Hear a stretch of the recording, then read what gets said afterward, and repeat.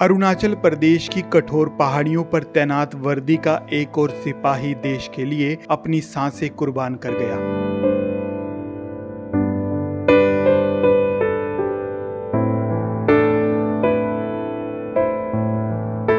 भारत तिब्बत सीमा police में ASI के पद पर तैनात पंजाब के डेरा बाबा नानक के रहने वाले भूपेंद्र सिंह ड्यूटी के दौरान अचानक तबीयत बिगड़ने से शहीद हो गए।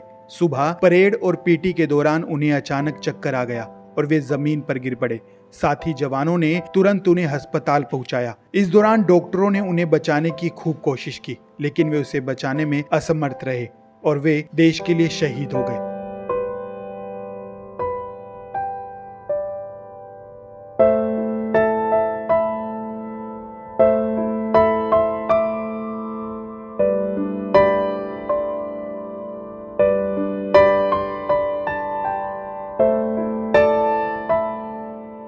जिस धरती से वे फौजी बनकर निकले थे, आज उसी मिट्टी की हवाओं में उनकी अंतिम यात्रा समाप्त हुई।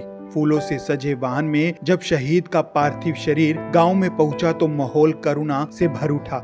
मातम की चीखें, सिसकियां और रोते हुए बच्चों की आवाजें इस दर्द को बयां कर रही थी कि एक परिवार ही नहीं, पूरा इलाका आज अनाथ हो गया।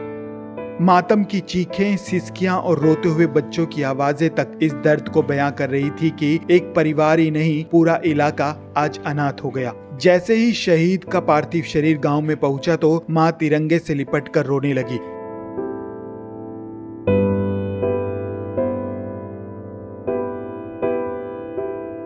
इस दौरान गांव के हर ग्रामीणों की आंखें नम थी। मां ने रोते हुए कहा कि उन्हें गर्व है कि उनका बेटा देश के लिए कुर्बान हो गया। इस मौके पर शहीद को अंतिम विदाई देने के लिए पहुंचे एसआई बलविंदर सिंह, एसएचओ डेरा बाबा नानक अशोक कुमार और सैकड़ों ग्रामीणों ने पुष्प अर्पित कर अपने नायक को विदा किया।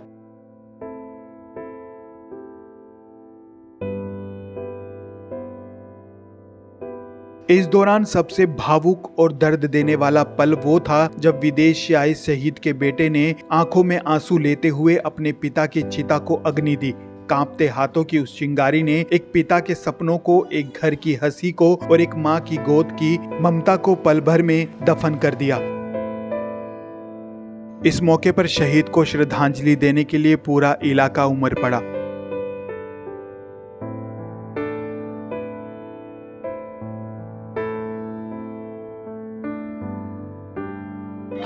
ਭੁਪਿੰਦਰ ਸਿੰਘ ਨੇ ਜੀ ਖੁੱਦੇ ਪੇਟ ਦੇ ਰਹਿਣ ਵਾਲੇ ਆਈਟੀਬੀਪੀ ਵਿੱਚ ਏਐਸਆਈ ਤੇ ਭਰਤੀ ਸੀਗਾ। ਇਹਦੀ ਕੋਈ ਫਿਜ਼ੀਕਲ ਤੇ ਪ੍ਰੋਬਲਮ ਕਰਕੇ ਤੇ ਡੈਥ ਹੋ ਗਈ। ਜਦੋਂ ਆਪਣਾ ਆਈਟੀਬੀਪੀ ਦੇ ਜਵਾਨ ਲੈ ਕੇ ਆਏ ਇੱਥੇ ਸਰਕਾਰੀ ਸਨਮਾਨਾਂ ਨਾਲ ਉਹਦਾ ਸੰਸਕਾਰ ਕੀਤਾ। ਮੇਰਾ ਨਾਮ ਐਸਆਈਜੀਡੀ ਬਲਵਿੰਦਰ ਸਿੰਘ। ਹਾਂਜੀ, ਅਸੀਂ ਮਤਲਬ ਇਹ ਮੇਰੇ ਏਐਸਆਈਜੀਡੀ ਭੁਪਿੰਦਰ ਸਿੰਘ ਮੇਰੇ ਨਾਲ ਮੇਰੀ ਕੰਪਨੀ 'ਚ ਡਿਊਟੀ ਕਰ ਰਿਹਾ ਸੀਗਾ। ਕਿਹੜੀ ਜਗ੍ਹਾ ਸਰ? ਤੇ ਜਗ੍ਹਾ ਸਾਡੀ ਆਈਟੀਬੀਪੀ ਵਸਟ ਬਟਾਲੀਅਨ ਏਜੂ ਕੈਂਪ, ਪਰ ਅਸੀਂ ਰਹਿ ਰਹੇ ਸੀਗੇ ਲੋਇਰਪੁਰ 9th ਬਟਾਲੀਅਨ ਦੇ ਕੈਂਪ 'ਚ। ਤੇ ਸਵੇਰ ਦੇ ਟਾਈਮ, ਮਾਰਨਿੰਗ ਟਾਈਮ, ਜਿੱਦਾਂ ਆਮ ਸਕੂਲ ਫੌਜ ਦੇ ਵਿੱਚ ਫੋਰਸ ਦੇ ਵਿੱਚ ਪੀਟੀ ਦਾ ਰਹਿੰਦਾ, ਤੇ 6 ਵਜੇ ਤੋਂ ਪੀਟੀ ਸ਼ੁਰੂ ਸੀਗੀ ਤੇ 7 ਵਜੇ ਦੇ ਕਰੀਬ ਇਹਨਾਂ ਨੇ ਟਾਈਮ ਵੇਖਿਆ ਘੜੀ ਤੇ ਮੇਰੇ ਨਾਲ ਘੁੰਮਦੇ ਸੀਗੇ ਤੇ ਕਹਿੰਦੇ ਵੀ ਸਰ 7 ਵੱਜ ਗਏ, ਪੀਟੀ ਆਫ ਹੋ ਗਈ ਤਾਂ ਆਪਾਂ ਕਮਰੇ ਚੱਲੀਏ। ਤੇ ਜਿਵੇਂ ਪਿੱਛੇ ਮੁੜੇ ਆ ਤੇ ਇਹਨਾਂ ਨੇ ਕਿਹਾ ਜੀ ਮੈਨੂੰ ਸਰ ਚੱਕਰ। ਇੰਨਾ ਹੀ ਕਹਿਣਾ ਤੇ ਥੱਲੇ ਡਿੱਗ ਪਿਆ। ਅਸੀਂ ਸਿੱਧੇ ਕੀਤੇ ਆ ਹਸਪੀਟਲ ਲੈ ਗਏ ਆ, ਉੱਥੋਂ ਫਿਰ ਵੱਡੇ ਹਸਪੀਟਲ ਲੈ ਗਏ ਆ ਤੇ ਫਿਰ ਬੋਲੇ ਨਹੀਂ। ਸਰ ਡਾਕਟਰਾਂ ਵੱਲੋਂ ਕੀ ਕਾਰਨ ਦੱਸਿਆ ਗਿਆ ਵੈਸੇ? ਡਾਕਟਰ ਵੱਲੋਂ ਤਾਂ ਅਜੇ ਤੱਕ ਹਾਰਟ ਅਟੈਕ ਦਾ ਹੀ ਕਾਰਨ ਦੱਸਿਆ ਗਿਆ। ਹਾਂਜੀ, ਬਾਕੀ ਜੋ ਪੀਐਮ ਰਿਪੋਰਟ ਆਏਗੀ ਉਹ 1 ਮਹੀਨਾ ਬਾਅਦ ਆਉਂਦੀ ਹੈ, ਉਹ ਘਰ ਹੀ ਆਏਗੀ ਸਿੱਧੀ, ਉਹ ਕਿਸੇ ਨੂੰ ਦਿੱਤੀ ਜਾਏਗੀ। ਕਿਵੇਂ ਦੀ ਡਿਊਟੀ ਨਿਭਾਈ ਇਹਨਾਂ ਨੇ? ਡਿਊਟੀ ਇਹਨਾਂ ਦੀ ਬਹੁਤ ਹੀ ਵਧੀਆ, ਆਲੇ ਦਰਜੇ ਦੀ ਡਿਸਪਲਿਨ ਇਹਨਾਂ ਦਾ ਬਹੁਤ ਹੀ ਵਧੀਆ, ਬਹੁਤ ਹੀ ਆਲੇ ਦਰਜੇ ਦਾ ਡਿਸਪਲਿਨ। ਔਰ ਇਹਨਾਂ ਦਾ ਸਰੀਰ ਪੱਖੋਂ ਵੀ ਬੜੇ ਤਗੜੇ ਔਰ ਕੰਮ ਦੀ ਕੋਈ ਪਰਵਾਹ ਨਹੀਂ। ਰਾਤ ਡਿਊਟੀ ਵੰਡ ਦੋ, ਦਿਨੇ ਵੰਡ ਦੋ, ਬਹੁਤ ਹੀ ਇਮਾਨਦਾਰ। ਦੱਸਿਆ ਜਾ ਰਿਹਾ ਇਹਨਾਂ ਦੀ ਜਿਹੜੀ ਰਿਟਾਇਰਮੈਂਟ ਵੀ ਲੱਗ ਇਹਨਾਂ ਨੇ ਵੀਆਰਐਸ ਲਿਆ ਥਾ ਰਿਟਾਇਰਮੈਂਟ, ਤੇ ਇਹਨਾਂ ਦੀ 30 ਨਵੰਬਰ 2025 ਨੂੰ ਰਿਟਾਇਰਮੈਂਟ ਇਹਨਾਂ ਨੇ ਰਾਤ ਨੂੰ 12 ਵਜੇ ਆਊਟ ਹੋਣਾ ਸੀਗਾ, ਨਫਰੀ ਚੋਂ ਘੱਟ ਹੋਣਾ ਸੀ ਤੇ ਪਹਿਲਾਂ ਹੀ ਹਾਦਸਾ ਹੋ ਗਿਆ। ਜਿੰਨਾ ਲੰਬਾ ਸਮਾਂ ਡਿਊਟੀ ਨਿਭਾਈ ਇਹਨਾਂ ਦੀ, ਕਿਵੇਂ ਦਾ ਸੁਭਾਅ ਸੀ? ਤੁਸੀਂ ਜਿਹਦੇ ਨਾਲ ਇਹਨਾਂ ਦਾ ਸੁਭਾਅ ਬਹੁਤ ਹੀ ਅੱਛਾ ਸੀਗਾ। ਮੇਰੇ ਨਾਲ ਪਹਿਲਾਂ 4 ਸਾਲ ਇਹਨਾਂ ਨੇ ਜਲੰਧਰ ਵੀ ਡਿਊਟੀ ਨਿਭਾਈ ਹੈ ਤੇ ਹੁਣ 2025 ਚ 1 ਸਤੰਬਰ ਤੋਂ ਫਿਰ ਮੇਰੇ ਨਾਲ ਮੇਰੀ ਕੰਪਨੀ 'ਚ ਡਿਊਟੀ ਨਿਭਾ ਰਹੇ ਸੀ। ਸੁਭਾਅ ਬਹੁਤ ਅੱਛਾ। ਸਰ ਜੋ ਸਰਕਾਰ ਵੱਲੋਂ ਕੀ ਸਹਾਇਤਾ ਰਾਸ਼ੀ ਜੋ ਪਰਿਵਾਰ ਨੂੰ ਤੁਹਾਡੇ ਵੱਲੋਂ ਦਿੱਤੀ ਜਾ ਰਹੀ ਹੈ? ਸਰਕਾਰ ਵੱਲੋਂ ਹਰ ਸਹੂਲਤ ਇਹਨਾਂ ਨੂੰ ਦਿੱਤੀ ਜਾਏਗੀ ਜੋ ਮਤਲਬ ਨਿਯਮਾਂ ਦੇ ਅਨੁਸਾਰ ਲਾਗੂ ਹੈ। ਹਾਂਜੀ। ਗੁਰਪ੍ਰੀਤ ਸਿੰਘ ਜੀ ਤੁਹਾਡੀ ਖਿਲਾਫ ਮੇਰਾ ਵੀਰ ਹੈ ਜੀ, ਵੱਡਾ ਪਿਓ ਦਾ ਲੜਕਾ ਭਰਾ ਹੀ। ਸਾਰੀ ਉਮਰ ਮਿਹਨਤ ਹੀ ਕਰਦਾ ਰਿਹਾ ਜੀ। 32-33 ਸਾਲ ਨੌਕਰੀ ਕਰਦੇ ਨੇ ਹੋ ਗਈ। ਮੈਂ ਤਾਂ ਨਿਗਾਹ ਜਾਂ ਮੈਨੂੰ ਪੁੱਤਾਂ ਵਾਂਗੂ ਪਾਲਿਆ ਮੇਰੇ ਭਰਾ ਨੇ। ਅਗਲੇ ਮਹੀਨੇ ਦਸੰਬਰ 'ਚ ਪੈਨਸ਼ਨ ਆਉਣ ਵਾਲਾ ਸੀ। ਮੈਂ ਤਾਂ ਵੀਰ ਰਹਿੰਦਾ ਹੀ ਨਹੀਂ ਇੱਥੇ, ਮੈਂ ਤਾਂ ਬਾਹਰ ਰਹਿੰਦਾ ਕੈਨੇਡਾ, ਤੇ ਸਾਰੀ ਜ਼ਿੰਮੇਵਾਰੀ ਮੇਰੇ ਭੈਣਾਂ ਭਰਾਵਾਂ ਦੀ ਸਾਰਾ ਕੁਝ ਸਾਂਭੀ ਫਿਰਦਾ। ਪੁੱਤਾਂ ਵਾਂਗੂ ਮੈਨੂੰ ਪਾਲਿਆ ਉਹਨੇ। ਪਿਓ ਵੀ ਸਾਡਾ ਬਿਮਾਰ ਰਹਿੰਦਾ ਸੀ। ਪਿਓ ਦੀ ਵੀ ਪਿਛਲੇ ਸਾਲ ਮਾਂ ਚਲ ਗਈ।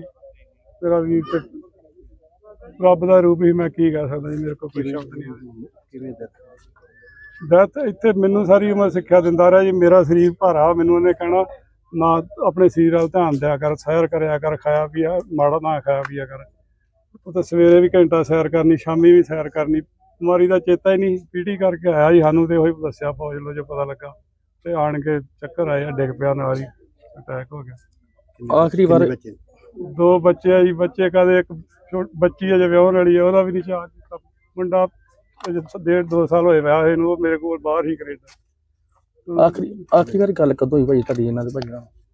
1 ਹਫ਼ਤਾ ਹੋ ਗਿਆ ਜੀ ਮੈਨੂੰ ਗੱਲ ਹੋਈ ਨੂੰ। ਉਦੋਂ ਡੈਡੀ ਸਾਡਾ ਪਿਛਲੇ ਮਹੀਨੇ ਗਿਆ ਉੱਥੇ, ਤੇ ਉੱਥੇ ਠੰਡ ਬੜੀ ਕਰਕੇ ਉਹਦੇ ਕੋਲ ਸੈਰ ਸੂਰ ਨਹੀਂ ਹੁੰਦੀ। ਤੇ ਡੈਡੀ ਨਾਲ ਇਹਦੀ ਗੱਲ ਹੋਈ, ਤੇ ਮੈਨੂੰ ਕਹਿੰਦਾ ਵੀ ਡੈਡੀ ਦਾ ਇੱਥੇ ਜੀ ਨਹੀਂ ਲੱਗਦਾ, ਮੈਂ 1 ਦਸੰਬਰ ਨੂੰ ਪੈਨਸ਼ਨ ਆ ਜਾਣਾ, ਤੇ ਡੈਡੀ ਨੂੰ ਇੱਥੇ ਭੇਜ ਦੇ ਮੇਰੇ ਕੋਲ। ਉਹਨਾਂ ਦੇ ਬੇਟੇ ਦੀ 5 ਤਰੀਕ ਦੀ ਜਨਵਰੀ ਦੀ ਵਾਪਸ ਇੱਥੇ ਆਉਣਾ ਸੀ। 2-3 ਮਹੀਨੇ ਛੁੱਟੀ ਕੱਢਣ ਵੀ ਡੈਡੀ ਨੇ ਪੈਨਸ਼ਨ ਆਉਣਾ, 2 ਮਹੀਨੇ ਤੇਰੇ ਨਾਲ ਰਵਾਂਗੇ।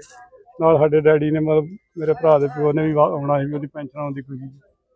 पता ही नहीं, वो तो आगे आप बेचारा आया ही नहीं। देश और दुनिया की तमाम बड़ी खबरों से जुड़े रहने के लिए लाइक करें, सब्सक्राइब करें यूट्यूब पर सच को हिंदी चैनल और बेल आइकन दबाकर पाएं लेटेस्ट अपडेट सबसे पहले।